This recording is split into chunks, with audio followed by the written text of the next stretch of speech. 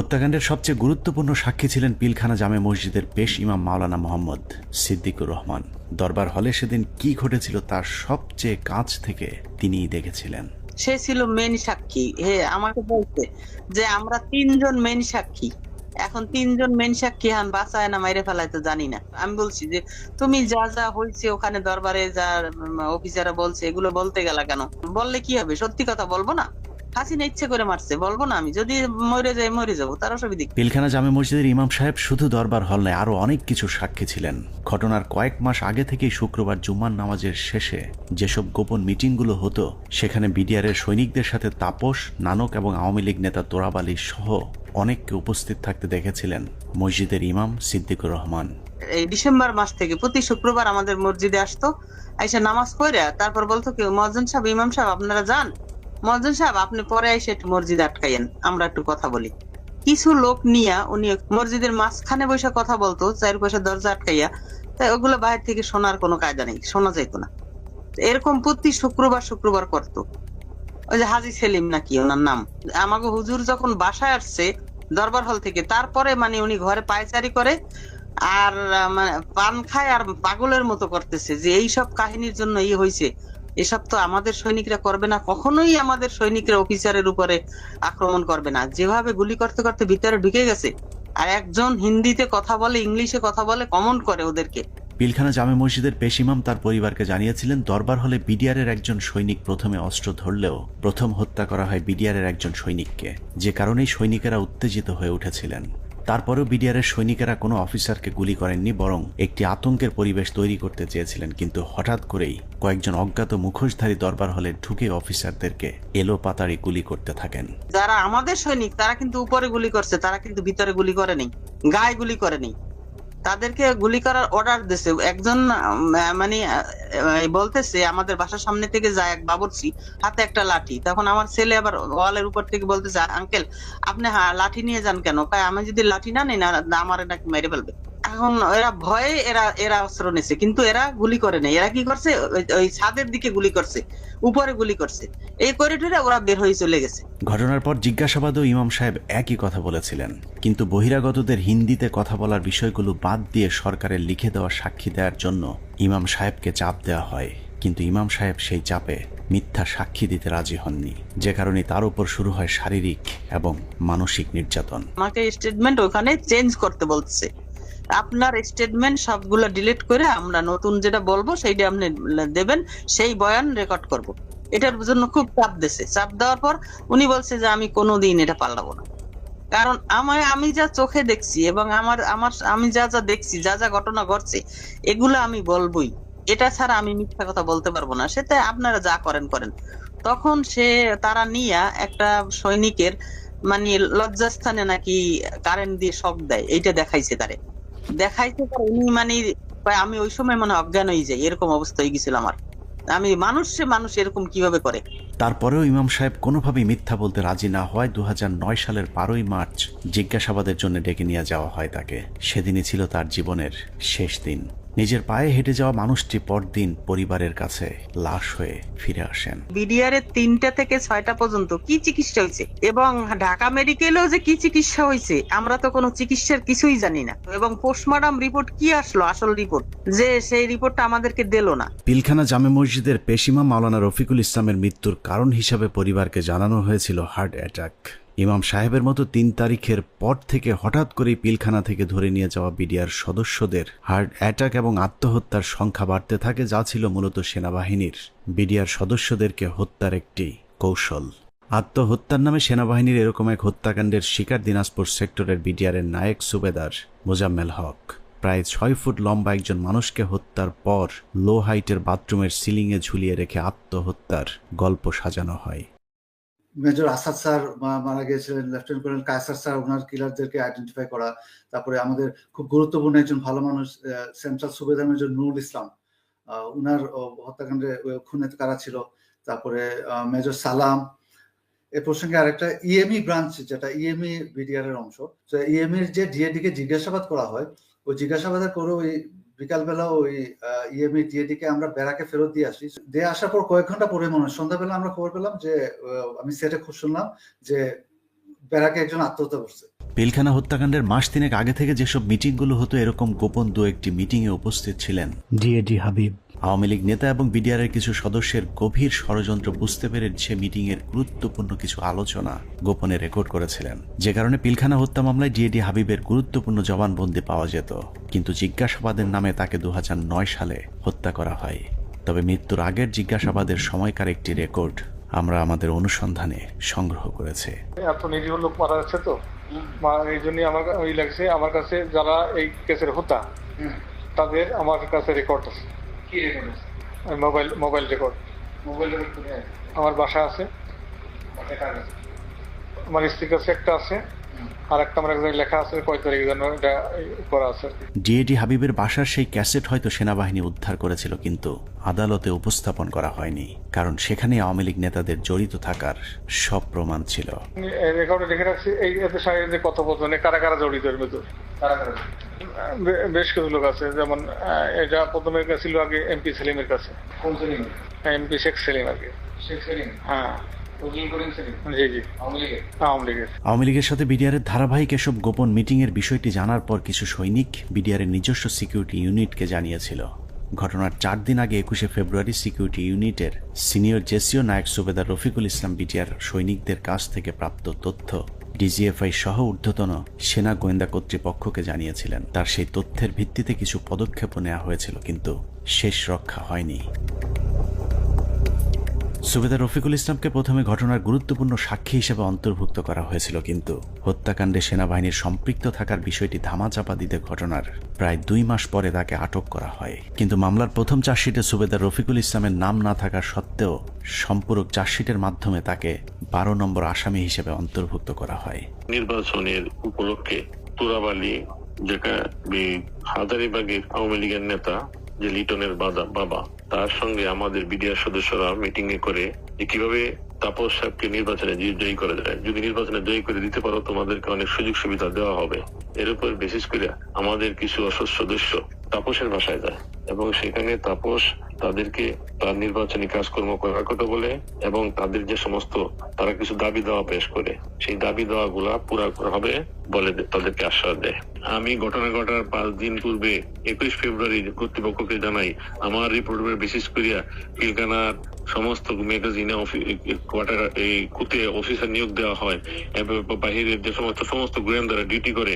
আমি পৃথিবীর ইতিহাসে নজির নাই যে কোনো ঘটনা ঘটার 5 দিন আগে রিপোর্ট দেয়।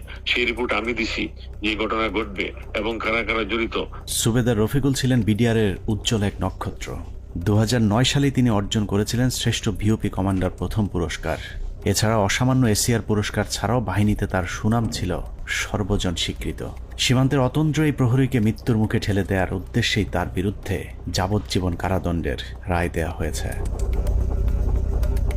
পিলখানা হত্যাকাণ্ডের আগে আওয়ামী লীগের যেসব গোপন মিটিং হয়েছিল, সেই মিটিংয়ে অংশ নেয় আরেকজন সিপাহী সেলিম রেজা। 2009 সালে জিজ্ঞাসাবাদের সময় রেকর্ড করা সেলিম রেজার বক্তব্যটা অত্যন্ত গুরুত্বপূর্ণ। স্যার, আমি নির্বাচনের আগে তাপস বিডিআর কেন্দ্রে মসজিদে নামাজ পড়তে আসতেন। ওখানে আসার পরে lieutenant colonel Shams, lieutenant colonel Furqan, major Reza ওনারা কথা বলতেন। আমিও এখানে ছিলাম, আমিও মাঝে মধ্যে তাদের সাথে কথা বলতাম। কথা বলার এক পর্যায়ে নির্বাচনের কিছু আগে আবার তাপস সাহেব পিলখানার ভিতরে এসে নির্বাচনী ঘোষণা শুরু করে। তখন বলে বিডিআর তো অনেক সমস্যা আছে, তো আমরা এগুলো ক্ষমতায় গেলে সমাধান করে দেবো, তো এখানে বেশি কথা বলা যায় না, তো আপনারা আমার বাসায় আসেন। এই চলে গেল। এরপরে যখন নির্বাচন হয়ে যাওয়ার পরে লেফটেন্যান্ট কর্নেল শামস উদ্বুদ্ধ করলো আমাদেরকে, তোমরা যে কথা বললে তো তোমাদের দাবি দেওয়া তো কেমন কিছু হলো না।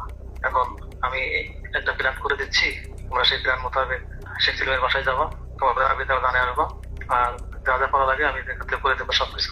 জিজ্ঞাসাবাদে সেলিম রেজা জানিয়েছিলেন তাপস সেলিমদের সাথে গোপন বৈঠকে বিডিআর সদস্যদেরকে বলা হয়েছিল দরবার হলে শুধুমাত্র বিডিআর ডিজিকে জিম্মি করলেই শেখ হাসিনা তাদের সব শর্ত মেনে নেবেন। কিন্তু দরবার হলে যখন অফিসারদেরকে গুলি করে হত্যা করা শুরু হয়, তখন সেলিম রেজা বহিরাগত খুনিদের বিরুদ্ধে অস্ত্র তুলে ধরেছিলেন, যে কারণে তিনিও গুলিবিদ্ধ হন। পিলখানার ঘটনায় সেলিম রেজার গুলিবিদ্ধ হয়ে হাসপাতালে ভর্তি হবার প্রমাণও আমাদের কাছে রয়েছে। এখানে 8-9 হাজার লোক, এখানে বাইরে থেকে বিভিন্ন ধরনের লোক আসছে, অনেক লোক কারে চিনবে। সেলিম রেজা তারপরেও অপরাধী, কারণ তিনি বিডিআরের ডিজিকে জিম্মি করতে চেয়েছিলেন, কিন্তু ফাঁসি হবার মতো অপরাধ সেলিম রেজা করেননি। আওয়ামী লীগ নেতাদেরকে বাঁচাতেই সেলিম রেজার বিরুদ্ধে ফাঁসির রায় দিয়ে তাকে হত্যার পরিকল্পনা করা হয়েছিল। যে আমি এটা সমতুল্য অফিসারদের জিম্মি করার উদ্দেশ্যে নিচ্ছে, কিন্তু হত্যা করার উদ্দেশ্য ছিল না, কাউকে মারার উদ্দেশ্য ছিল না। তো সেই তখন ওই মুহূর্তে আমি তাদেরকে সেভ করতে পারি, বাঁচাতে পারি। এরপরে এসকালার ঘাটি থেকে যারা ছিল তাদের চুল লম্বা লম্বা ছিল, পরশুরাম দেওয়ান আমাকে দেশের কোনো সহিত বলে আমার মনে হচ্ছিল না। থেকে ডিজি শেখ সহ আমাকে গুলি করে, ডিজি শেখ জায়গায় সামনে পড়ে যায়, আর আমার হাতে প্রথমে বুকে লাগে আমার গুলিটা বুলেট প্রুফ থাকায় গুলিটা রিকোয়েস্ট হয়ে মুখের সম্মুখ ভাগে উপরে চলে যায়, আর একটু হলে আমার হয়তো গলায় লাগতো। মানে 3টা গুলি আঘাত আমার গায়ে। পিলখানা হত্যাকাণ্ডের মূল পরিকল্পনাকারীদের আড়াল করতেই বাংলাদেশ সেনাবাহিনী যা করেছে তা হিটলারের বর্বরতাকেও ছাড়িয়ে যায়। হিটলার যদিও অন্য দেশের অন্য ধর্মের মানুষকে হত্যা করতে চেয়েছিল, কিন্তু সেনাবাহিনী নিজেদের সহকর্মীদের উপরেও চালিয়েছে মধ্যযুগীয় বর্বরতা। পিলখানা হত্যাকাণ্ডের মূল পরিকল্পনাকারীদের পরিচয় যেই প্রকাশ করতে চেয়েছে তাকেই দুনিয়া থেকে সরিয়ে দেওয়া হয়েছে। এই ক্ষেত্রে বিডিআরের পাশাপাশি সেনাবাহিনীর কর্মকর্তাদেরকেও ন্যূনতম করুণা দেখায়নি সেনাবাহিনী। পিলখানা হত্যাকাণ্ডের অনেক গুরুত্বপূর্ণ ঘটনার সাক্ষী ছিলেন ক্যাপ্টেন শাহনাজ। তিনি প্রথম হত্যাকাণ্ডে ভারতীয় বাহিনীর উপস্থিতি আবিষ্কার করে গণমাধ্যমকে বক্তব্য দিয়েছিলেন। যে এসএমজিটি দেখা যাচ্ছে সেই এসএমজিটি সিলিংটা নরমাল সিলিং এর মতো না, একটু টেল ইউ দ্যাট এই সিলিং বাইনোকুলারটা আমরা আরবিতে ব্যবহার করি না, আমার জানার মতো বিডিআর ব্যবহার করে না। তার এই বক্তব্যের চড়া মূল্য দিতে হয়েছিল দেশপ্রেমিক সেনা কর্মকর্তা ক্যাপ্টেন শাহনাজ জাহানকে। প্রচন্ড পরিকল্পিত, অনেক আগে থেকে পরিকল্পনা করা বিষয়টা, ওই কথাগুলো তো আমি ওই দিনই বলেছি। তারপরে যেটা হলো যে আমি এরপরে চাকরি ছেড়ে দিই একদিন পরে, আর 27 তারিখে তো আমি 28 তারিখে আমি প্রথমে করি অ্যাপেন্ডিক্স যে সাবমিট করি যে আমি এখানে আর চাকরি করব না, কারণ হচ্ছে আমার মোরাল ডাউন হয়ে গেছে। এখানে বাংলাদেশের মতো একটা আর্মির ভেতর, ঢাকার ভেতরে কিভাবে এই ঘটনা ঘটলো, কেউ কোনো প্রশ্নের উত্তর দিচ্ছে না আমি যেখানে। এবং আমাকে যখন থ্রেড দেওয়া হলো আমাদেরই প্রতিষ্ঠান থেকে, তখন আমি বুঝে গেলাম যে আসলে এখানে কি হয়েছে। উপরে যে আমি জিজ্ঞেস করছি, তারপরে আমাকে যখন পরবর্তীতে এমএস করলেন, নিজে কল করলেন, তখন আমি স্যারকে বললাম যে স্যার আমাকে স্যারকে বললাম না, তার আগে যে আমি বলেছিলাম যে জামিউল স্যার ছিলেন আমাদের ইঞ্জিনিয়ার স্যার, তখন এমএস ব্রাঞ্চে, তখন আমি স্যারকে প্রশ্ন করেছিলাম যে স্যার এই যে পোস্টিং গুলো হলো, আপনি তো নিজেই পোস্টিং গুলোর সাথে যুক্ত ছিলেন, আপনি কি আমাকে বলতে পারেন যে 57 জন অফিসারকে কেন আপনারা গত 3 মাসে একসাথে পোস্টেড করলেন? আপনারা কি জানতেন স্যার এখানে ওনাদেরকে মেরে ফেলা হবে? উনি আমার ফোন, মানে ওনার যে রিয়াকশনটা ছিল, ধরেন আমার কি হবে যে না তো এরকম কিছু না, আমরা হঠাৎ করে শুনলে কি হয়, হি ওয়াজ লাইক তুমি ফোনে এসব কি আলোচনা করতেছো, it's so secret thing, I have asked him. So উনি আমার ফোনের লাইনটা কেটে দিয়ে আবার অন্য লাইন থেকে কল করেছেন, টিএনডিতে কল করেছেন, যেটা আর্মি লাইন আর কি। সেটাতে উনি বললেন যেটা অনেক সিনিয়র হাই লেভেলের বিষয়, যেটা আমরা জানি হাই লেভেলের বিষয়টা, প্রাইম মিনিস্টার নিজে যুক্ত ছিলেন, ইন্ডিয়া প্রেজেন্ট ছিল। এগুলোতে আমি কর্নেল মোস্তাফিজ স্যারের প্রোগ্রামে দেখলাম ইন্ডিয়া তার ফোর্স নিয়ে বিভিন্ন পয়েন্টে কিন্তু উপস্থিত ছিল, এবং ইন্ডিয়ান ফোর্স নিজেই সেটা তার ওয়েবসাইটে প্রকাশ করেছে, যেটা মোস্তাফিজ ভাই স্যার একটা বলেছেন। সো ওইটা হচ্ছে হাই লেভেলের বিষয়, যেটা আমরা কেউ জানতাম না। নিজের চোখের সামনে সহকর্মীদের পরিকল্পিত হত্যাকাণ্ড কোনোভাবেই মেনে নিতে পারেননি শাহনাজ, যে কারণে বিডিআর হত্যাকাণ্ডের বিচার নিয়ে সবচেয়ে সোচ্চার ছিলেন ক্যাপ্টেন শাহনাজ।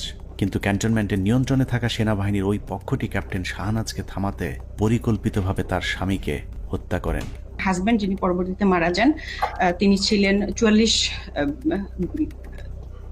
আপনার মানে বিএমএ লং কোর্সের কন্টেম্পোরারি, উনি ছিলেন ফাইটার পাইলট কোঅর্ডিনেটর আশরাফ ইবনে আহমেদ।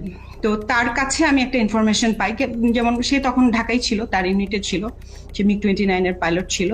সে আমাকে ওই 7টা বা 7:30টার দিকে জানায় যে তার একজন আত্মীয় সিভিল, সে নাকি তাকে ফোন করেছিল এবং তারা বলেছিল যে তারা খুব ভয় পাচ্ছে, মানে এই জিনিসটার সাথে অনেকগুলো প্রোগ্রামার যুক্ত ছিল, প্রোগ্রামার। পিলখানা হত্যাকাণ্ডকে কেন্দ্র করে 4 দফায় মোট 96 জন মেধাবী সেনা কর্মকর্তাকে বহিষ্কার, আটক, জেল, গুম কিংবা হত্যা করা হয়েছে। এর মধ্যে হত্যাকাণ্ডের পরপর সেনাকুঞ্জে প্রধানমন্ত্রী এবং সেনা প্রধানের সামনে প্রতিবাদ করার অপরাধে প্রথমেই সেনাবাহিনীর 13 জন অফিসারকে বহিষ্কার করা হয়। পিলখানার মূল ঘটনা তৎকালীন সময়ে গঠিত তদন্ত কমিশনকে জানানোর অপরাধে 5 জন কমান্ডোকে তাপসের উপর মিথ্যা গ্রেনেড হামলা মামলায় ফাঁসানো হয়। এদের 5 জনকে 13 মাস অজ্ঞাত স্থানে গুম করে রাখার পর গ্রেফতার দেখানো হয়। তারপর সবাইকে মিথ্যা মামলায় ফাঁসিয়ে 5 বছর করে কারাদণ্ড দেয়া হয়।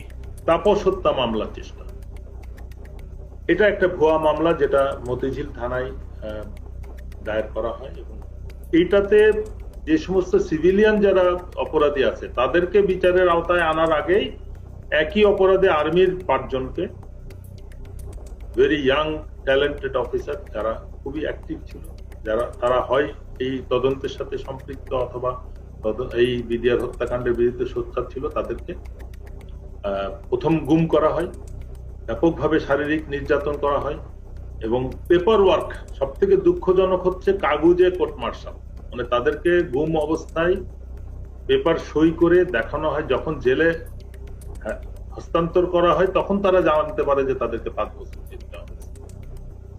এর মধ্যে একটা দীর্ঘ সময় তাদের পরিবার জানতোই না তারা কোথায় এবং তারা কিভাবে তাদের কি অবস্থায় আছে। আমি একটু 5 জন অফিসারের নাম বলি। এরা হচ্ছে captain Fuad, captain Rajib, captain Helal, captain Reza এবং ক্যাপ্টেন সুবায়ন। এরা কিন্তু হয় তদন্তের মধ্যে জেনে গেছিল যে আসলে কি জিনিসটা হয়েছে, কারণ আমরা যেই জবানবন্দি ইনিশিয়াল ইন্টারোগেশনের পরে সেটা পাইতাম, তারা কিন্তু ওদের সাথে শেয়ার করতাম। এবং এই ক্যাপ্টেন রাজীব, ক্যাপ্টেন ফুয়াদ, তারা তো এমআইএসটি থেকে বের হয়ে আসছিল, অস্ত্র নিয়ে বের হয়ে আসছিল যে তারা ঢুকে অফিসারদের উদ্ধার করবে। এই সমস্ত অফিসারকে করলো কি, কয়েকদিন পরে, বিডিআর ঘটনার কয়েকদিন পরে তারা এখানে একটা ভয়ঙ্কর খেলা খেলে। তাদের ধারণা থেকে এই অফিসাররা যদি বাইরে থাকে বা জীবিত থাকে তাহলে কিন্তু সত্যটা প্রকাশ পেয়ে যাবে যে এর মধ্যে ভারত জড়িত, এর মধ্যে আওয়ামী লীগ জড়িত, আওয়ামী লীগের কোন কোন নেতা জড়িত। হঠাৎ করে ডিবির মনিরুল ইসলাম এবং র্যাবের তখন লেফটেন্যান্ট কর্নেল জিয়াউল হাসান, খুনি জিয়াউল হাসান, তারা প্রথম আলোর সাথে মিলে একটা চক্রান্ত করলো। চক্রান্তটা কিভাবে, এই যে 5 জন অফিসারের নাম বললাম তারা কিন্তু তখন বিভিন্ন দপ্তরে চাকরি করতেছে, তদন্তে সাহায্য করতেছে। তারা সবাই কমান্ডো, সবাই বাংলাদেশ সেনাবাহিনীর সব থেকে প্রশিক্ষিত অফিসার, পেশাদার অফিসার, তারা কাজ করতেছে তাদের অফিসে। প্রথম আলোর নিউজ আসলো যে তাপসের উপরে যে বোমা হামলা হয়েছে, মনিরুলের উদ্ধৃতি দিয়ে, মনিরুল প্রথম আলোকে দিয়ে এই চালটা চাললো যে যে তাপসের উপরে বোমা হামলা হয়েছে সেটাতে সম্ভবত আরো 7 জন জড়িত আছে যারা সেনাবাহিনীর অফিসার। তার 2 দিন পরে প্রথম আলো আবার একটা নিউজ ছাপলো, আবারও মনিরুলের উদ্ধৃতি দিয়ে, সেই মানে পুলিশের ডিবির মনিরুল, পরে যে সিটিআইটি অর সামথিং সেটার প্রধান ছিল, তার বুদ্ধিতে কি আসলো, এই সমস্ত অফিসারকে সেনা কর্তৃপক্ষ অ্যারেস্ট করছে এবং তাদেরকে জিজ্ঞাসাবাদে তারা স্বীকার করছে যে তাপসীর উপরে তারা গ্রেনেড হামলা চালাইছিল, বোমা হামলা চালাইছিল। ওয়ারাজ তখনও কিন্তু সে অফিসাররা পেপার দেখে, তারা অফিসে বসে পেপার দেখে দেখতেছে, প্রথম আলো লিখছে যে তাদেরকে নাকি অ্যারেস্ট করা হয়েছে কয়েকদিন আগে এবং তারা নাকি স্বীকারোক্তিমূলক জবানবন্দি দিছে যে তারা তাপসকে হত্যার চেষ্টা করছিল। তৃতীয় দফায় 2009 সালের সেপ্টেম্বর মাসে ব্রিগেডিয়ার জেনারেল আজমি সহ 7 জনকে বহিষ্কার করা হয়, যাদেরকে পরবর্তীতে লম্বা সময় গুম রেখে নির্যাতন করা হয়েছে। সবশেষ বিডিআর হত্যাকাণ্ড নিয়ে সরব ছিলেন এরকম অন্য কর্মকর্তাদেরকে চিহ্নিতকরণের কাজ চলতে থাকে। 2011 সালে এমআইএসটির মেজর জিয়া সহ মোট 68 জন সেনা কর্মকর্তাকে মিথ্যা অভ্যুত্থানের অভিযোগ তুলে একসাথে বহিষ্কার করা হয়। এর মধ্যে 4 জনকে ছেড়ে দেওয়া হলেও বাকি 64 জনকে বিভিন্ন মেয়াদে সাজা দেওয়া হয়েছে, যাদের অনেকেই দীর্ঘদিন গুমের শিকার হয়েছিলেন। সবচেয়ে মর্মান্তিক পরিণতি হয়েছিল মেজর জেনারেল রফিক এবং কর্নেল শহীদের, যারা দুজন শেষ মুহূর্ত পর্যন্ত বিডিআর হত্যাকাণ্ডের মূল রহস্য উদ্ঘাটনের চেষ্টা চালিয়ে যাচ্ছিলেন। এই 2 জন কর্মকর্তাকে যশোর থেকে জরুরি ভিত্তিতে প্রধানমন্ত্রী পিএসও এফডির আদেশে ঢাকায় আসতে বলা হয়। হেলিকপ্টারে ঢাকায় আসার পথে সুপরিকল্পিতভাবে 2 জনকেই হেলিকপ্টার ক্র্যাশের নাটক সাজিয়ে হত্যা করা হয়। পিলখানা হত্যাকাণ্ডের শেষ শিকার ক্যাপ্টেন তানভীরকে শেখ তাপসের গাড়িতে তুলে দেওয়ার পর তার ভাগ্যে কি ঘটেছে সেটা নিয়েও সেনাবাহিনী কোনো তদন্ত হতে দিতে চায়নি, যে কারণেই অন্য একজনের লাশ ক্যাপ্টেন তানভীর বলে দাফন করা হয়। সেনাবাহিনীর পক্ষ থেকে অপরিচিত একজনের কবরে তানভীরের নাম ফলক বসিয়ে দেওয়া হয়, কিন্তু তানভীরের পরিবার এখনো প্রিয় মানুষের অপেক্ষায়। বললো, এখন যদি তুই বাঁচতে চাস তাহলে তুই একটা লাশ নে। এখানে আমার শ্বশুর শাশুড়ি কোনোভাবেই তো মেনে নিল না, এমনকি ওই প্রোগ্রামে আমার আম্মুকে বললো যে আপনাকে ইয়ে করা হবে, এমপি করে দেওয়া হবে। আমার আম্মু ওখানে দাঁড়ালোই না। হ্যাঁ, আমার আম্মু চলে আসলো, দুটা ডেড বডি দাফন হলো। তো মেজর গাজ্জালি ভাইয়ের একটা লাশ দাফন হলো 653 নাম্বার ওনার কবরটা।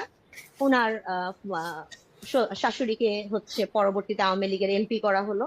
আমার আম্মু তো ডিনাই করলো, আমার আম্মু এটা মেনে নিল না। আর আমার শ্বশুরকে বললো যে আপনার ফরেন মিনিস্ট্রিতে জব দিবে। আমার দেবরকে ও তো দেশের বাইরে থাকে, বললো যে তাকে আনানো হোক, তাকে হচ্ছে সরাসরি ক্যাপ্টেন হিসাবে ঢুকিয়ে দিবে আর্মিতে। আমাদের আসলে কোনো ফ্যামিলি আমরা কম্প্রোমাইজড কখনোই হইনি। পিলখানা হত্যাকাণ্ডে একজন সামরিক গুরুত্বপূর্ণ সাক্ষীকে হত্যা করা হয়েছিল। তিনি হলেন নাসির উদ্দিন আহমেদ পিন্টু। পিলখানা হত্যাকাণ্ডে বিএনপিকে জড়াতেই আটক করা হয় পুরান ঢাকার জনপ্রিয় এই বিএনপি নেতাকে। এরপর জেলখানায় বিডিআর মামলার আসামিরা তাকে গুরুত্বপূর্ণ তথ্য জানিয়েছিলেন, যে কারণেই পিন্টুকে পরিকল্পিতভাবে হত্যা করা হয়। জেলখানায় যখন এরা এত তথ্য দিত আমাকে, তখন আমি খুব বিব্রত অবস্থায় পড়ি, কারণ আমি তো আসলে কিছুই করতে পারবো। আমি যাদের বলি পিন্টু ভাই আছে, তাকে সব বলো। উনি তো প্রায় প্রতি সপ্তাহে উনি কোর্টে যান, কোর্টে গেলে তথ্যটা পাস করতে পারবেন, তোমাদের দায়িত্ব পিন্টু ভাইকে বলা। আমার বিশ্বাস, আমি ধারণ করি পিন্টু ভাই সকল তথ্য জানতেন জেলে থাকে, যে সবাই ওখানে আছে, এই জানার জন্য পিন্টু ভাই মারা গেছেন জেলে। হত্যাকাণ্ডের সব সাক্ষীদের নিশ্চিহ্ন করার এই পরিকল্পনা ছিল অত্যন্ত সুদীর্ঘ, বিস্তৃত। বিডিআর সদস্যদেরকে জিজ্ঞাসাবাদের নামে ধরে নিয়ে যাওয়া সেনা কর্মকর্তা, সিআইডির কর্মকর্তা আব্দুল কাহার আকন্দ সহ অন্য কর্মকর্তারা ডেথ সার্টিফিকেট এবং পোস্টমর্টেমের সাথে জড়িত সকলেই ছিল এই পরিকল্পনার অংশ। পিলখানা হত্যাকাণ্ডের সব সাক্ষীদের মুখ বন্ধ করবার পর শুরু হয় বিচার। যে বিচারের নামে বিডিআরের 18,519 জন জওয়ানের সাথে ইতিহাসের নিষ্ঠুরতম নৃশংসতা চালানো হয়েছে। এই মামলায় মূল পরিকল্পনাকারীদের বাঁচিয়ে দিয়ে সাক্ষীদেরকে করা হয়েছে খুন, খুনিদের করা হয়েছে সাক্ষী আর চোখে দেখেনি এমন সাক্ষীদের বর্ণনাতেই হয়েছে ফাঁসির রায়। উদুরপিণ্ডি বুদর ঘাড়ে চাপিয়ে সেনাবাহিনী তাদের অপকর্মের দায় চাপিয়ে দিয়েছে নিরীহ বিডিআরদের উপর। বিচারের নামে বিডিআরের উপর কতটা অবিচার করা হয়েছে তা দেখতে আমরা দু একজন ফাঁসির আসামির বিচারের নমুনা তুলে ধরলেই সবকিছু দিনের মতো পরিষ্কার হয়ে যাবে। যার শুরুটা করব পিলখানা হত্যা মামলার 1 নম্বর আসামিকে দিয়ে। অনুসন্ধানের শুরুতেই ডিএডি সৈয়দ তৌহিদের কথা বলেছিলাম, যিনি পিলখানা হত্যা মামলার 1 নম্বর আসামি। বলা হয়েছে পিলখানা হত্যাকাণ্ডের মূল পরিকল্পনাকারী তিনি। তার ব্যাপারে একটা গল্প সাজানো হয়েছিল। ডিএডি তৌহিদ নাকি ছিলেন জাহাঙ্গীর কবির নানকের বাল্যবন্ধু। তার সাথে মিলেমিশেই ঘটানো হয়েছে পিলখানা হত্যাকাণ্ড। এখন প্রশ্ন হলো, নানকের সাথে মিলেমিশে যদি ডিএডি তৌহিদ হত্যাকাণ্ড ঘটিয়ে থাকেন, তাহলে তৌহিদের যদি ফাঁসি হয়, নানক কিভাবে বেঁচে গিয়েছিলেন? আমার হাজবেন্ড কোনো মন্ত্রী, কোনো এমপি কারো বাসায় যায় নাই, কোনো মিটিং এ তার নাম নাই, কোথাও সে নাই। প্রধানমন্ত্রীর কাছে সে গেছে, এইখান থেকেই তার শুরু হলো। প্রধানমন্ত্রীর কাছে সে কিভাবে গেল, তাকে কিভাবে নিয়ে যাওয়া হইলো, পরবর্তীতে সে কি করলো, সবকিছুই তো কাগজে কলমে আসছে। তারপরও কেন তাকে 1 নম্বর আসামি বানাইয়ে এত বড় শাস্তি দেওয়া হইলো? ভারতের পরিকল্পনার শেখ হাসিনার পরিচালনায় পিলখানায় যে নাটক মঞ্চস্থ করা হয়েছিল, সেই নাটকে 25 তারিখ বিকেলের শুটিংটুকু বাদ দিলে পুরো নাটকে ডিএডি তৌহিদকে আর কোথাও দেখা যায়নি। তৌহিদ যখন প্রধানমন্ত্রীর আদেশে বিডিআরের ডিজি হয়েছিলেন, সেই সময়টাতে তৌহিদের পরিবার জিম্মি হয়েছিল পিলখানায় আসা বহিরাগত সন্ত্রাসীদের হাতে। দরজা ভেঙে ফেলে আমার দিকে এবং আমার ছেলে মেয়ের দিকে অস্ত্র তাক করে আবার একইভাবে তারা বাসার ভিতরে আপনার খুঁজতে থাকে আমার হাজবেন্ডকে। পরবর্তীতে আমি আমার হাজবেন্ডকে আমি ফোন দিয়ে বলি যে এইভাবে বিদ্রোহীরা আমার বাসায় আসতেছে, বিডিআর এর পোশাক পরা, মুখোশ পরা, আমি তো চিনি না, এরা তোমার ঠিকানা জানতে চায়, না জানাই দিলে আমাদেরকে মেরে ফেলবে, হুমকি দিতেছে। তারপরেও ধরুন ডিএডি তৌহিদ মূল পরিকল্পনা করেছিল, কিন্তু তার বিরুদ্ধে যে অভিযোগ আনা হয়েছে সেখানেও নাটকের পর নাটক সাজানো হয়েছে। ডিএডি সৈয়দ তৌহিদের ফাঁসি হয়েছে মেজর আসাদ হত্যার হুকুমের আসামি হিসেবে। যার সাক্ষীর উপর ভিত্তি করে ডিএডি তৌহিদের ফাঁসির রায় হয়েছে সেই সিপাহীর নাম আনোয়ার হোসেন। সিপাহী আনোয়ার তার দণ্ডবিধির 164 ধারা জবানবন্দিতে বলেছেন, ডিএডি তৌহিদের নির্দেশে মেজর আসাদকে হত্যা করা হয়েছে। সিপাহী আনোয়ার তার জবানবন্দিতে বলেছেন, 25 ফেব্রুয়ারি আনুমানিক 9:50 সময় ডিএডি তৌহিদ স্যার এসে উত্তেজিত হয়ে নির্দেশ দেন যে তোমরা সকলে অস্ত্রাগারে গিয়ে অস্ত্র নিয়ে আর্মি অফিসারদের খতম করো। ওই সময় আমাদের অফিসের সামনে মার খেতে থাকা মেজর আসাদ স্যার বলেন, আমাকে বাঁচাও, ওরা আমাকে মারছে বলে দৌড়ে দোতলার সিঁড়ির কাছে পড়ে যান। আমি এই দৃশ্য দেখে খুব দ্রুত তার কাছে যাই। তখন তিনি বলেন, আমি মেজর আসাদ, ওরা আমাকে মেরে ফেলবে, আমাকে একটু বাঁচাও ভাই, আমাকে উপরে নিয়ে চলো। আমি তখন মেজর আসাদ স্যারকে ধরে উপরে দোতলায় সিও সাহেবের অফিসে নিয়ে যাই। এর কিছুক্ষণ পরে ডিএডি তৌহিদ ওখানে আসেন এবং আসাদ স্যারকে দেখে তাহাদের ফিনিশ বলে রুম থেকে বের হয়ে যায়। সঙ্গে সঙ্গে হাবিলদার বেলায়েত, নায়েক আসাদ, সিপাহী আমিনার মেজর আসাদ স্যারকে গুলি করে হত্যা করে চলে যায়। আমি টেবিলের নিচে লুকিয়ে থাকা অবস্থায় অস্ত্রধারীদের গুলিতে আহত হই। সিপাহী আনোয়ারের সাজানো গোছানো এই স্ক্রিপ্টটি শুনে অবিশ্বাস করার কোনো উপায় নেই, কিন্তু সমস্যা হলো হাসিনার পরিচালিত নাটকে যেই ডিএডি তৌহিদকে দিয়ে মেজর আসাদকে হত্যা করানো হয়েছে, সেই ডিএডি তৌহিদকে আমরা নাটকের অন্য আরেক জায়গায় আবিষ্কার করেছি। 4 তলায় নিয়ে গেল, টয়লেটের মধ্যে ডিএডি তৌহিদ লুকায় আছে। তাই আমি তুমি কি দরবার হলে ছিল না? ও বলল না স্যার, আমি দরবার হলে ছিলাম না। লেফটেন্যান্ট কর্নেল কামরুজ্জামান বিডিআর হত্যাকাণ্ডে বেঁচে ফেরা আর্মি অফিসারদের মধ্যে একজন, যার চোখের সামনে বিডিআরের ডিজি সহ বেশ কয়েকজন কর্মকর্তাকে গুলি করে হত্যা করা হয়, যেই গুলিতে তিনি নিজেও আহত হয়েছিলেন। ডিজি মহোদয় জাস্ট ফার্স্ট স্টেপটা দিলেন, এসে ডিজিকে প্রথমে গুলি করলেন। আমারও একটা গুলি লাগলো এখানে এসে। পিলখানা হত্যাকাণ্ডের অন্যতম সাক্ষী লেফটেন্যান্ট কর্নেল কামরুজ্জামান 25শে ফেব্রুয়ারি তার সাথে ঘটে যাওয়া রোমহর্ষক অভিজ্ঞতার বর্ণনা দিয়েছেন। তার দেয়া সেই জবানবন্দিতে সকাল 9টা থেকে ধারাবাহিক ঘটনা প্রবাহ পড়তে পড়তে দুপুর 2টায় গিয়ে আটকে উঠি, কারণ কিছুক্ষণ আগে সিপাহী আনোয়ারের বর্ণনায় যে ডিএডি তৌহিদের কথা বলা হয়েছে, সেই ডিএডি তৌহিদ সম্পর্কে মেজর কামরুজ্জামান যা লিখেছেন তা যেন বাংলা সিনেমার একই চরিত্রের double part. Lieutenant colonel Kamruzzaman তার 161-এর জবানবন্দিতে বলেছেন, সকাল থেকে তাকে নানাভাবে অপমান, অপদস্থ, ভয়, ভীতি আর মারধরের পর কয়েকজন সিপাহীর সহায়তায় তিনি জীবন বাঁচান। তিনি বলেছেন, কয়েকজন সিপাহীর হাত ঘুরে সবশেষ বিডিআর সদস্যরা তাকে সদর ব্যাটালিয়নের 4র্থ তলায় নিয়ে যায়। সেখানে গিয়েই তিনি বাথরুমের ভেতরে লুকানো অবস্থায় ডিএডি তৌহিদকে দেখতে পান। লেফটেন্যান্ট কর্নেল কামরুজ্জামানের তথ্য অনুযায়ী ডিএডি তৌহিদ কামরুজ্জামানকে বাথরুমের ভেতরে লুকানোর সুযোগ করে দিয়ে নিজে জীবনের ঝুঁকি নিয়ে বাইরে বসেছিলেন, আর সেটাই কাল হয়ে দাঁড়িয়েছিল ডিএডি সৈয়দ তৌহিদের। ডিএডি তৌহিদ বাথরুমের ভেতরে লুকিয়ে থাকলে বিদ্রোহীদের নেতা সেজে প্রধানমন্ত্রীর কাছে দেখা করতে যেতে হতো না। কামরুজ্জামানের বক্তব্য যদি সত্যি হয় তাহলে ডিএডি তৌহিদ নির্দোষ, আর যদি মিথ্যে হয় তাহলে লেফটেন্যান্ট কর্নেল কামরুজ্জামানকেও গ্রেফতার করে জিজ্ঞাসাবাদ করতে হবে, কারণ দুজনের বক্তব্যই একই সাথে সত্য হওয়া সম্ভব নয়। ডিএডি তৌহিদ কিভাবে বিদ্রোহীদের নেতা হয়ে প্রধানমন্ত্রীর সাথে দেখা করতে গিয়েছিলেন সেই বর্ণনা খুঁজে পেয়েছে আরেকজন ডিএডির 164 ধারার জবানবন্দিতে। ডিএডি আব্দুর রহিম তার জবানবন্দিতে বলেছেন, পিকআপ হতে একজন সৈনিক আমাকে মন্ত্রী আসলে কথা বলার জন্য বললে আমি বলি ভেতরে আরো ডিএডি আছেন। এরপর আমি পিকআপ নিয়ে ডিএডি তৌহিদকে খুঁজতে যাই। সদর ব্যাটালিয়নের 4র্থ তলায় তৌহিদ সাহেবকে দেখতে পাই। তারপর তৌহিদ সাহেব বলেন, বাথরুমে আমার প্রাক্তন sector commander lieutenant colonel Kamruzzaman sir লুকিয়ে আছেন। স্যারের সাথে দেখা করি, তারপর ডিএডি তৌহিদ সহ 4 নম্বর গেটে যাই। এভাবেই ডিএডি তৌহিদ পিলখানার কথিত বিদ্রোহের মূল পরিকল্পনাকারী হয়ে গেলেন। ডিএডি আব্দুর রহিম এবং লেফটেন্যান্ট কর্নেল কামরুজ্জামানের জবানবন্দিতে এটা পরিষ্কার যে ডিএডি তৌহিদ 25 তারিখ বিদ্রোহের নেতৃত্ব দেননি, বরং বাথরুমে লুকিয়েছিলেন। যে কারণে পিলখানার ঘটনায় কারো 164 কিংবা 161 ধারার জবানবন্দিতে দরবার হলের কোথাও ডিএডি তৌহিদকে দেখা গেছে এরকম দাবি করেননি। ডিএডি তৌহিদের বিরুদ্ধে যে মেজর আসাদ হত্যার অভিযোগ আনা হয়েছে, আমাদের অনুসন্ধানে সেই মেজর আসাদের পোস্টমর্টেম রিপোর্ট সংগ্রহ করেছিলাম, যেখানে দেখা যায় তার শরীরে ধারালো অস্ত্রের আঘাত পাওয়া গিয়েছিল। কিন্তু সিপাহী আনোয়ার তার জবানবন্দিতে বলেছেন, ডিএডি তৌহিদের নির্দেশে হাবিলদার বেলায়েত, নায়েক আসাদ এবং সিপাহী আমিনার 3 জন মিলে গুলি করে মেজর আসাদকে হত্যা করেন। মেজর আসাদের মৃত্যুর বিবরণের কোথাও ধারালো অস্ত্রের ব্যবহারের কথা বলা হয়নি। এখানে আমার হাজবেন্ডের কি অপরাধটা এখানে দেখেন, সে তো পালাইয়া যায় নাই, সে তো কাউকে খুন করে নাই, তার ফ্যামিলি ভিতরে ছিল, ওনাকে অমানবিক নির্যাতন করা হয়েছে। এমন কোন নির্যাতন নাই যে ওনাকে না করা হয়েছে। এখন শরীরের প্রতিটা অঙ্গ প্রত্যঙ্গ ড্যামেজ হয়ে যাইতেছে আস্তে আস্তে। শেখ হাসিনার কাছে নিয়ে যাওয়া প্রতিনিধি দলের আরেক সদস্য ডিএডি মোহাম্মদ আব্দুল জলিল শেখ। হসপিটাল ইউনিটের কোয়ার্টার মাস্টারে কর্মরত থাকা ডিএডি জলিল গোলাগুলির শব্দ শুনে হাসপাতালের অন্য সহকর্মীদের সাথে সিগন্যাল মেসের ভেতরে অবস্থান নিয়েছিলেন। সেখান থেকে বিকেলে প্রধানমন্ত্রীর সাথে সাক্ষাতের জন্য তাকে জোর করে নিয়ে যাওয়া হয়। মুখোশধারী সৈনিক আব্বুকে ধরে গাড়িতে তুলে 4 নম্বর গেটে নিয়ে আসে প্রধানমন্ত্রীর সাথে দাবি দেওয়া নিয়ে আলোচনা করার জন্য।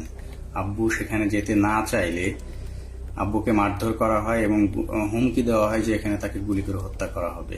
3:30টার দিকে আব্বু আম্মুর ফোনে কল দেন, কল দিয়ে বলেন আব্বুকে যমুনায় নিয়ে যাওয়া হচ্ছে। আমার ছেলে মেয়েগুলোর দায়িত্ব তোমার কাছে দিয়ে গেলাম, আমার ছেলে মেয়েগুলোকে দেখে রেখো। ঘটনার পর থেকে 2 মাস গুম করে রাখার পর ডিএডি জলিলকে গ্রেফতার দেখানো হয়েছিল। এই 2 মাসে জলিলের হাত পায়ের 10 আঙুলের সবগুলো নখ উপড়ে ফেলা অবস্থায় আদালতে তোলা হয়। সেই থেকে 2 পা সোজা করে আর হাঁটার সৌভাগ্য হয়নি ডিএডি আব্দুল জলিল শেখের। র‍্যাব 1-এ নিয়ে অমানসিক নির্যাতন করা হয়। আব্বুর হাত পায়ের নখ উঠে ফেলা হয়, থেতলে আঙুলগুলো থেতলে ফেলা হয়, পায়ের নখে সুচ ঢুকানো হয়, কারেন্টের শর্ট দেওয়া হয়, পেনিসে। ডিএডি জলিলকে যাদের সাক্ষীর উপর ভিত্তি করে ফাঁসি দেওয়া হয়েছে সেখানে বেশিরভাগ সাক্ষী বলেছে টেলিভিশনে দেখেছি, পত্রিকায় পড়েছি বা অমকের কাছে শুনেছি, কিন্তু কেউ ডিএডি জলিলকে কোথাও কাউকে হত্যা, লুটপাট কিংবা ধর্ষণ করতে দেখেননি। এসব সাক্ষীদের একজন মেজর জায়েদি। তিনি জানিয়েছেন কিভাবে তাকে ডিএডি জলিলের বিরুদ্ধে সাক্ষ্য দেওয়ানো হয়েছে। তাকেও আমি উক্ত এলাকায় দেখেছিলাম এবং আমি শনাক্ত করতে পেরেছিলাম, বাট তার নাম জানতাম না। জেনারেল আজিজ, তদানীন্তন Dhaka sector commander colonel Aziz আমাকে জানিয়েছিলেন উক্ত অফিসারের নাম ডিএডি জলিল। তার মুখ ভর্তি দাড়ি ছিল, চাপা দাড়ি। দাড়িওয়ালা এক ব্যক্তিকে ডিএডি আব্দুল জলিল বানিয়ে ফাঁসি দিয়ে দেওয়া হয়েছে, অথচ আমাদের হাতে 2009 সালে পিলখানা হত্যাকাণ্ডের দিনের একটি ভিডিওতে দেখা যায় ডিএডি জলিলের মুখে কোনো দাড়ি নেই। এখন প্রশ্ন আসতে পারে, পিলখানা হত্যাকাণ্ডের সাথে কি তাহলে কোনো বিডিআর সদস্য জড়িত ছিল না? অবশ্যই ছিল, কিন্তু যারা জড়িত ছিল তাদেরকে এই মামলায় শাস্তি দেওয়া সম্ভব নয়, কারণ মামলার মূল উদ্দেশ্যই ছিল পিলখানা হত্যাকাণ্ডের বাকি কাজ সম্পন্ন করা। এখানে সিপাহী মাহিন এবং লেদার লিটনের মতো হত্যার মূল পরিকল্পনার সাথে জড়িত আসামিকে ভারতে পাঠিয়ে দেওয়া হয়েছে। লেদার লিটনের বাবা সাবেক সুবেদার এবং আওয়ামী লীগ নেতা তোরাব আলীকে সুনির্দিষ্ট অভিযোগ থাকার পরেও ছেড়ে দেওয়া হয়েছিল। অন্যদিকে যারা শুধুমাত্র বিডিআরের ডিজিকে জিম্মির পরিকল্পনার সাথে জড়িত কিন্তু হত্যাকাণ্ডের পরিকল্পনার কথা জানতেন না, তাদের বেশিরভাগকে জিজ্ঞাসাবাদের নামে হত্যা করা হয়েছে। বাদবাকি যারা আছেন তাদেরকেও ফাঁসির রায় দিয়ে হত্যার পরিকল্পনা ছিল, যেন আওয়ামী লীগের কোন কোন নেতা এই হত্যাকাণ্ডের পরিকল্পনার সাথে জড়িত তাদের নাম কেউ জানতে না পারে। পিলখানা হত্যাকাণ্ড যে বিডিআরকে ধ্বংস করে দেওয়ার জন্যই করা হয়েছিল তার প্রমাণ হাস্যকর এই মামলায় 18,519 জন বিডিআর জওয়ানকে আসামি করা। এদের মধ্যে বেশিরভাগ বিডিআর জওয়ান নির্দোষ প্রমাণিত হলেও কাউকেই চাকরি ফেরত দেওয়া হয়নি। উল্টো যাদেরকে ছেড়ে দেওয়া হয়েছে সবার কাছ থেকে বড় অঙ্কের টাকা নিয়ে তারপর তাদেরকে মুক্তি দেওয়া হয়। অনেক অপরাধীকে টাকার বিনিময়ে সাক্ষী বানানো হয়েছে, আবার অনেক নিরীহ বিডিআর সদস্যকে কোনো কারণ ছাড়াই শাস্তি দেওয়া হয়েছে। 2009 সালের 25 ও 26 তারিখে বিডিআর পিলখানায় ঘটে যায় বিডিআর বিদ্রোহের নারকীয় হত্যাকাণ্ড। এই হত্যাকাণ্ডের সময় সে 9 দিনের ছুটিতে বাড়িতে অবস্থান করে। সে ছুটিতে থাকার কারণে তাকে সেই অভিযুক্তের বাইরে রাখা হয়। পরবর্তীতে সিআইডি দীর্ঘ 7 মাস পর 2009 সালে সেপ্টেম্বর মাসের 10 তারিখে তাকে কর্মরত অবস্থায় গ্রেপ্তার করে জেল হাজতে প্রেরণ করে। এই মামলার বিচার কার্য শুরু হয় বকশীবাজার আলিয়া মাদ্রাসা মাঠে। রায়ে তাকে যাবজ্জীবন কারাদণ্ড দেওয়া হলো। দীর্ঘ শুনানি শেষে 2017 সালে এই মামলার রায় প্রদান করা হয়। রায়ে আমার ছোট ভাই আতিকুর রহমানকে খালাস প্রদান করা হয়। তখন এই জামিনের বিরোধিতা করে রাষ্ট্রপক্ষ সুপ্রিম কোর্টে আপিল করে। এমতো অবস্থায় এখনো পর্যন্ত আমরা কোনোভাবে আমার ছোট ভাইয়ের মুক্তির কোনো ব্যবস্থা করতে পারিনি। আমার ছোট ভাই যে ছুটিতে ছিল, যে সে নির্দোষ, এটি সবকিছুতে প্রমাণ হয়ে গেছে। তাকে মুক্তি দেওয়া আমি মনে করি যে এটা সরকারের দায়িত্ব। এভাবেই চলেছে পিলখানা হত্যাকাণ্ডের বিচারের নামে অবিচার। আতিক থেকে তৌহিদ পিলখানা হত্যাকাণ্ডের বিচারের নামে 18,000 পরিবারের সাথে গেল 16 বছর যা হয়েছে তাই পৃথিবীর ইতিহাসে আর কখনোই হয়েছে কিনা আমাদের জানা নেই। মামলা, তদন্ত, জিজ্ঞাসাবাদ থেকে শুরু করে জবানবন্দি, কোথাও ন্যায় বিচার পায়নি বিডিআরের পরিবারগুলো। একটা ফ্যামিলি ধ্বংস হওয়ার মতো যা যা দরকার সবকিছুই ঘটছে আপনার ফ্যামিলিতে। বাংলাদেশের ইতিহাসে যদি 5 আগস্ট না আসতো তাহলে বিডিআরের এই আর্তনাদ হয়তো উঁচু লাল দালানের বাইরের কেউ শুনতে পেত না। বিডিআরের পরিবার কারো করুণা চায় না, তারা চায় ন্যায় বিচার।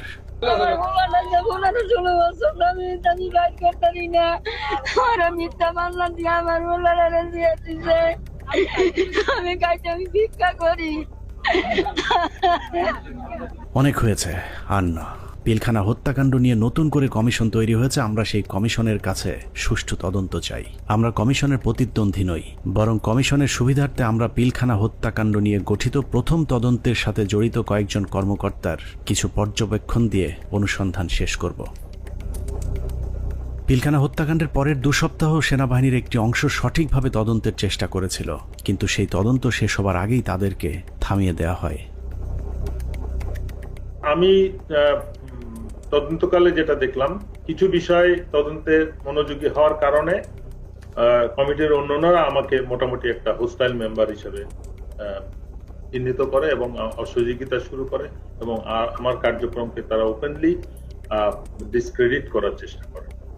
এই পরিস্থিতিতে যখন তারা ব্যর্থ হয়, তখন ব্রিগেডিয়ার রফিককে আমাদের তদন্ত কমিটির একজন সদস্য কোনো চাহিদা বা কোনো প্রয়োজন ছাড়াই আমার সিনিয়র তাকে সম্পৃক্ত করে, যেহেতু উনি সিনিয়র, উনি সম্পূর্ণ দায়িত্বটা নিয়ে নেন এবং পরবর্তীতে রিপোর্ট সাবমিট করেন।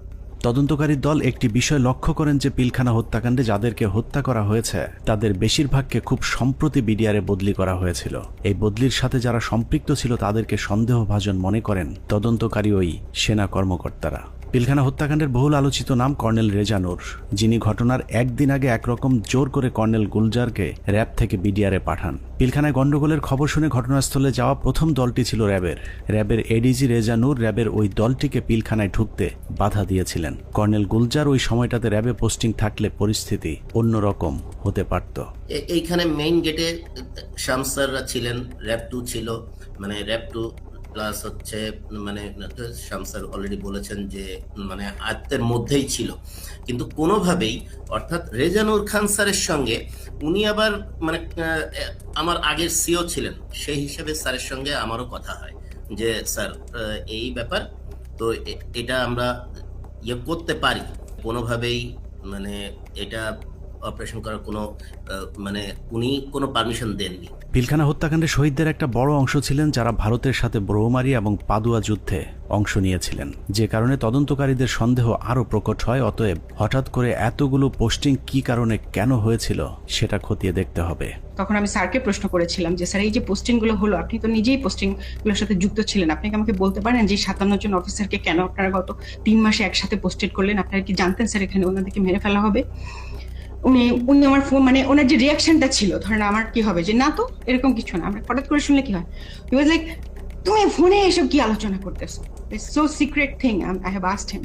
পিলখানা হত্যাকাণ্ডের সময় আওয়ামী লীগের ছোট একজন নেতা বড় ভূমিকা পালন করেছিল, যার নাম মির্জা আজম। সেনাবাহিনীর সূত্র মনে করে মির্জা আজমের বোন জামাই শায়েখ আব্দুর রহমানকে ফাঁসিতে ঝুলানোর প্রতিশোধ হিসেবেই পিলখানা হত্যাকাণ্ডে যুক্ত হয়েছিলেন মির্জা আজম। উল্লেখ্য, বাংলা ভাই এবং শায়েখ আব্দুর রহমানকে জঙ্গি আস্তানা থেকে গ্রেফতারের মূল নায়ক ছিলেন কর্নেল গুলজার, যে কারণে পিলখানা হত্যাকাণ্ডের পর গঠিত তদন্ত কমিটি মির্জা আজমকে বিভিন্ন বিষয় নিয়ে জিজ্ঞাসাবাদও করেছিল। এই অফিসারগুলো সবাই অপারেশনাল ছিল, অপারেশনাল সাউন্ড ছিল, তাদেরকে সেরকম আর্মি ইনস্টিটিউশনগুলোতে না দিয়ে কেন বিজিবিতে দেওয়া হলো? এটা তার মানে তারা জানতো। এখানে সামরিক সচিবকে জিজ্ঞেস করা উচিত যে আপনাকে কে নির্দেশ দিয়েছিল এই পোস্টিং অর্ডারগুলো দেওয়ার জন্য। সো তাদেরকে আসলে আওতায় আনা উচিত।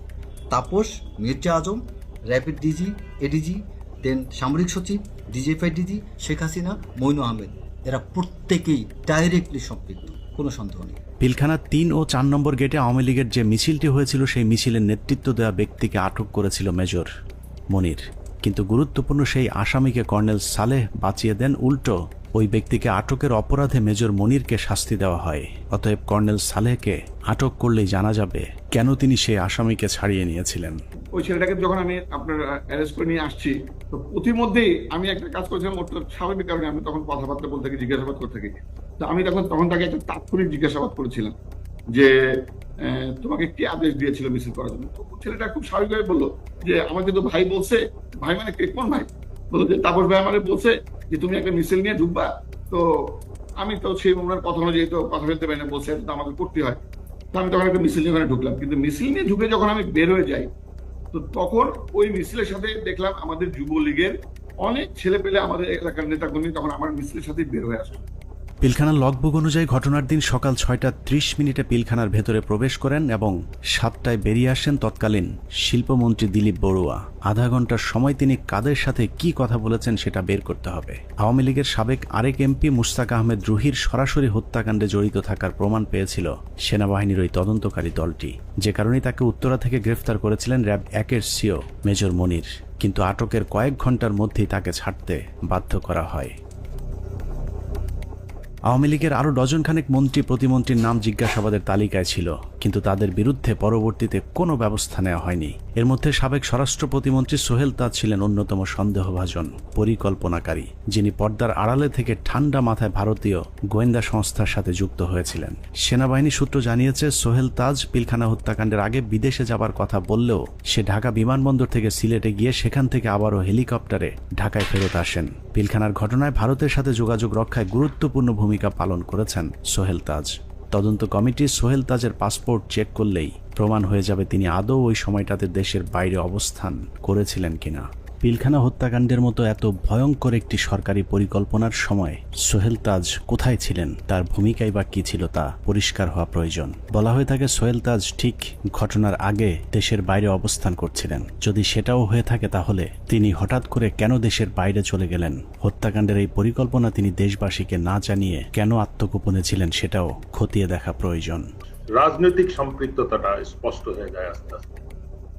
এর মধ্যে সব থেকে বেশি ইনভলভ ছিলেন ব্যারিস্টার তাপস, হাজারীবাগ এলাকার এমপি নির্বাচিত হন যিনি। এছাড়া আর যারা ছিলেন, নানক আজম, অ্যাডভোকেট কামরুল, শেখ ছিলেন, সোহেল তাজ, ওয়ারেসাত বেলাল, রুহি, দেন মাহবুবা রাগিনী, সেগুপ্তা ইয়াসমিন এমিলি এবং সুবেদার তোরাবালি অবসরপ্রাপ্ত বিডিআরের সদস্য। ভারতীয় পরিকল্পনার বাস্তবায়নের বাংলাদেশ প্রান্তে নেতৃত্ব দিয়েছেন স্বয়ং শেখ হাসিনা নিজে। সকাল থেকে শেখ হাসিনা 3 বাহিনীর প্রধানকে নিয়ে যমুনায় অবস্থান করেছেন। ভারতীয় পরিকল্পনা বাস্তবায়নে শেখ হাসিনা সার্বক্ষণিক ভারতের সাথে যোগাযোগ রক্ষা করেছেন এবং যে কোনো পরিস্থিতিতে শেখ হাসিনাকে বাঁচানোর জন্যও ভারতীয় এয়ারফোর্স প্রস্তুত ছিল বলে প্রমাণ পেয়েছিল সেনা কর্মকর্তারা। 6 প্যারাশুট রেজিমেন্ট, এটা হচ্ছে গিয়ে এটার লোকেশন হচ্ছে গিয়ে আপনার কলকাতায় কালিকমন্দ এয়ারপোর্ট, এয়ার স্ট্রিপে। ওরা স্পিয়ার হেডের নিরাপত্তা থাকে।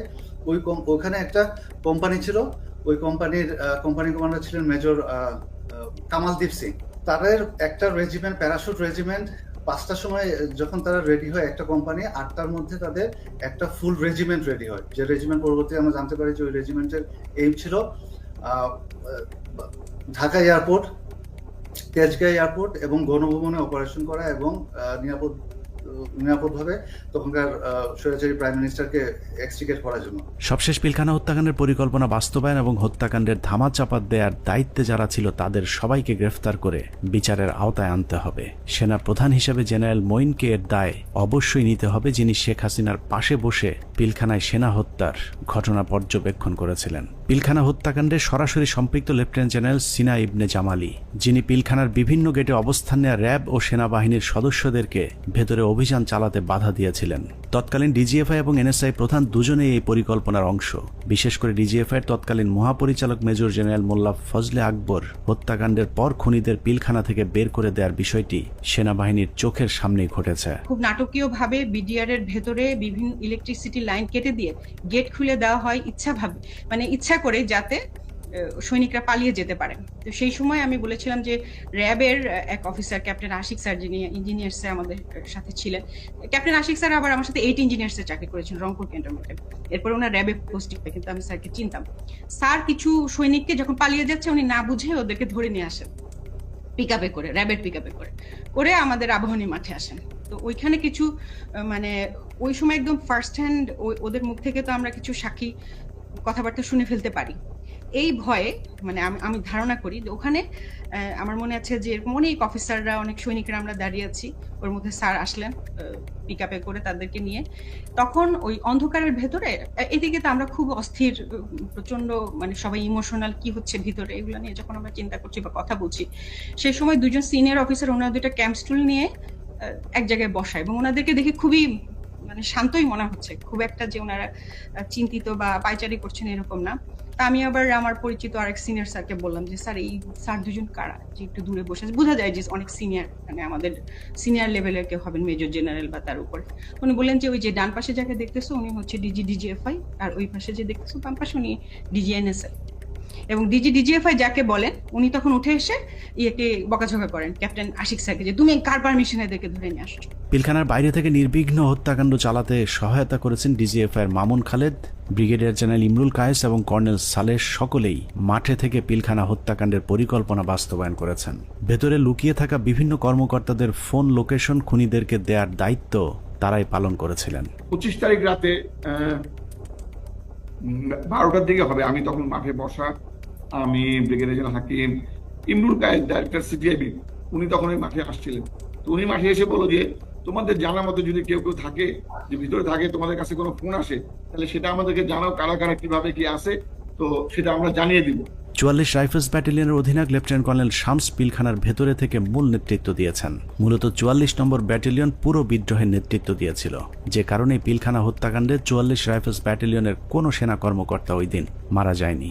নিরীহ সিপাহীদেরকে মিথ্যা স্বপ্ন দেখিয়ে বিদ্রোহে অংশ নিতে উদ্বুদ্ধ করা লেফটেন্যান্ট জেনারেল শামস পিলখানা থেকে বাইরে এসেই শেখ হাসিনাকে ধন্যবাদ জানিয়েছিলেন, অথচ ভেতরে তখন 57 সেনা কর্মকর্তার বিকৃত লাশ পড়েছিল।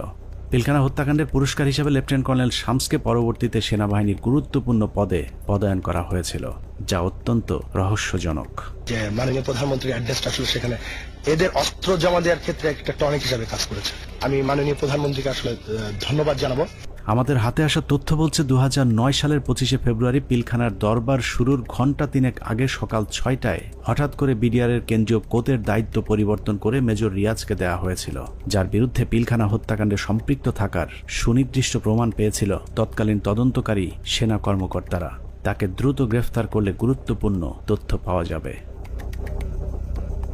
পিলখানা হত্যাকাণ্ডের 2 দিন পর ব্রিগেডিয়ার জেনারেল মইনুল ইসলামকে মেজর জেনারেল পদোন্নতি দিয়ে বিডিআরের ডিজি বানানো হয়েছিল। ডিজি হয়েই হত্যাকাণ্ডের সব আলামত নষ্টের পুরো দায়িত্ব পালন করেছিল মেজর জেনারেল মইনুল ইসলাম। পিলখানায় হত্যাকাণ্ড বাস্তবায়ন, তদন্তে বাধা, জিজ্ঞাসাবাদের নামে সৈনিক এবং সেনাবাহিনীর কর্মকর্তাদের নির্যাতনের দায়িত্ব পালন করেছে এমন আরও কয়েকজনের তালিকা আমাদের হাতে এসেছে। এদের মধ্যে র্যাব 2 এর তৎকালীন CO lieutenant colonel Salauddin Bir Protik, brigadier general Moazzem, brigadier Saidur Rahman, brigadier Mukim, colonel Imran Ibne Rouf, lieutenant colonel Sharafat, যারা 57 সেনা কর্মকর্তা হত্যার আসল রহস্য ধামাচাপা দিতে সেনাবাহিনীর 96 জন এবং বিডিআরের অসংখ্য পরিবারের উপর চরম জুলুম নির্যাতন চালিয়েছেন। 16 বছরে বিডিআরের এরকম অনেক পরিবার আছে যারা পেট বাঁচাতে রাস্তায় ভিক্ষা করতে নেমেছে। আমাদের অনুসন্ধানে কোনো অপরাধীকে বাঁচাতে চাইনি কিংবা নির্দোষীকে ফাঁসাতেও চাইনি। আমরা আসলেই একটা সুষ্ঠু তদন্ত সাপেক্ষে বিচার চাই, যেই বিচারে শুধুই বিডিআর নয়, সব খুনিদের বিচার হবে। নিরীহ বিডিআরদেরকে দ্রুত মুক্তি দেওয়া হবে এবং যারা নিরপরাধ ছিল তাদেরকে আবারও চাকরি সহ সকল সুযোগ সুবিধা ফেরত দিতে হবে। আল্লাহ হাফেজ।